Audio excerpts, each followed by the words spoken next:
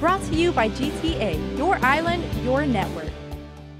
Ely Mesa initially brought forth a complaint against Superintendent Jon Fernandez on behalf of a student last year. While that complaint eventually led to Fernandez's removal, Mesa now says he's disappointed that the superintendent's employment contract was terminated. But I believe they made a terrible mistake. It's written in simple language that before you terminate the superintendent, you must provide the list of particulars and a completion of the results. I read that in plain English. Mm-hmm. So you agree that they didn't really follow with the proper termination? I believe that'd be sufficient reason to bring him back. Fernandez filed a $7 million lawsuit against the board for allegedly violating his due process rights. The matter remains in federal court. When asked if Mesa thinks Fernandez is guilty of the sexual misconduct allegation he brought to light, he said this. Leave it up to the courts. I think that they should give not only Mr. Fernandez, or anybody I think who's being charged of a serious case of that nature, I think should be given a fair crack at it. Go through the justice system. And hey, this is America. You're innocent until proven guilty.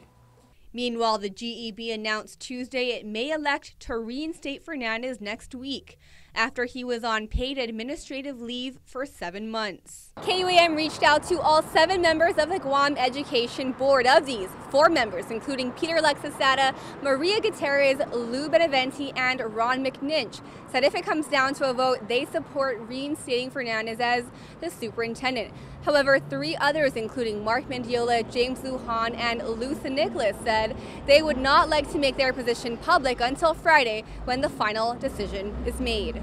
Member Ron McNinch said so far he hasn't seen anything that raises alarm about Fernandez.